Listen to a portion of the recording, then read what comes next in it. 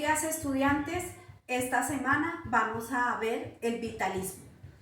El vitalismo es la postura tomada por un conjunto de filósofos cuyo tema principal gira en torno a la vida en sentido biológico o en sentido histórico, es decir, como existencia real.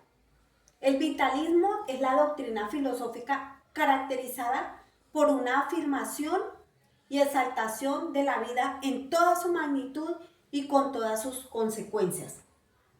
A los filósofos que coinciden en calificar a la vida como la realidad principal, interesados en conocerla, en comprenderla, se le agrupa bajo el rubro de vitalistas. Pero dentro de ellos no hay una uniformidad doctrinal debido a las diferencias que cada uno tiene de cómo ve la vida. Entre los representantes y obras tenemos Arturo Schopenhauer, un filósofo alemán, y fue el máximo representante del pesimismo filosófico. Para Schopenhauer, el mundo es fenómeno, es decir, representación, o sea, apariencia, un engaño, un sueño, una ilusión.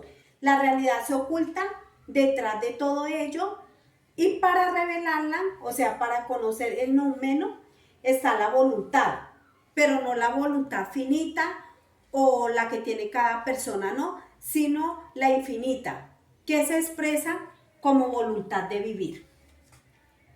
Esa voluntad de vivir se da una voluntad única en todos los seres, cuyas manifestaciones son las representaciones individuo-conocimiento.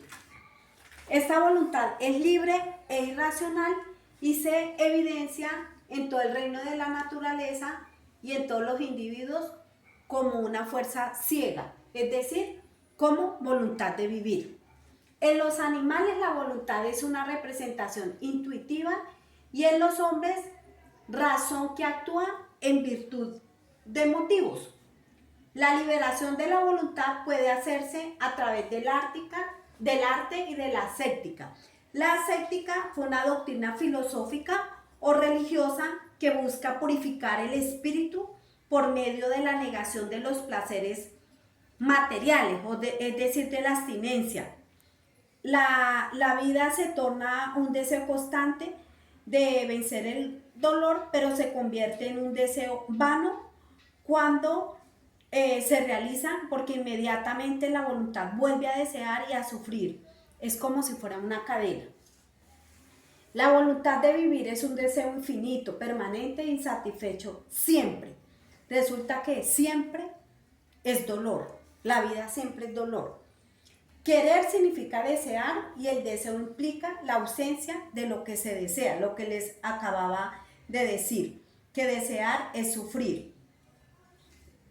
En la propia voluntad hay un principio de superación de sí misma, en la noluntas, es decir, cuando la voluntad llega al estadio en el cual se conoce a sí misma completamente, eso es lo que llamamos noluntas, y se transforma en renuncia voluntaria, lo que no se puede conseguir de forma plena y total con la ascética, o sea, con la negación que se le da a la vida,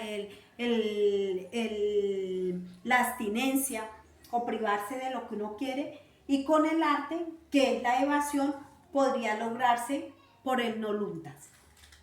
Dice Arthur Schopenhauer que los dos enemigos de la felicidad son el dolor y el aburrimiento. Ahora pasamos al filósofo alemán Friedrich Nietzsche. Sostenía que todo acto o proyecto humano está motivado por la voluntad de poder. Entonces Nietzsche fue un crítico de la filosofía occidental, ¿no? Dice que la voluntad de poder no es tan solo el poder que tengamos sobre los demás, sino el poder sobre uno mismo, algo que es necesario para la creatividad. Tal capacidad se manifiesta en la autonomía del superhombre, en su creatividad y coraje. Su pensamiento filosófico fue llamado nihilismo. Esta palabra viene del latín nihil, que significa nada.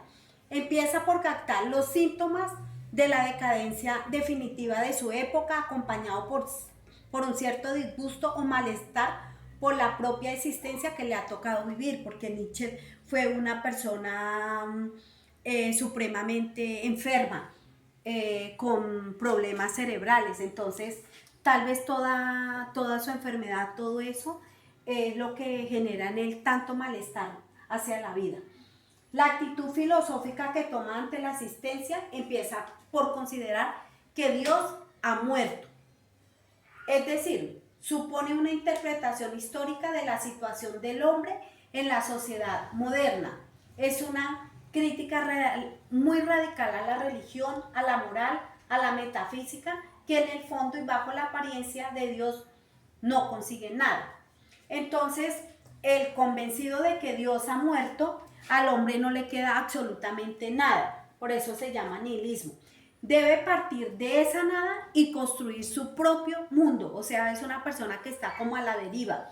Su propia interpretación de la realidad.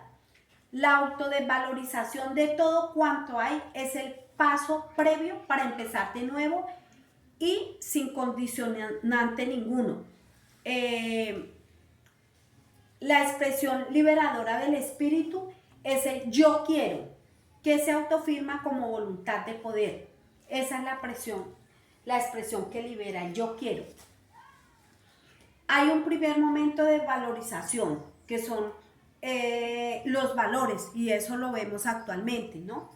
Retrocede el poder de la religión, de la moral, de la metafísica. O sea, ya no hay valores en las personas, ya no se cree en la religión, la moral, ni nada. Se intenta dar nuevos valores, o sea, es decir, recuperar esa influencia de poder. Ante esta situación, el hombre, para sobrevivir, se ataca a sí mismo a través del menosprecio, de la compasión, de la autodestrucción, y este es el periodo de la catástrofe.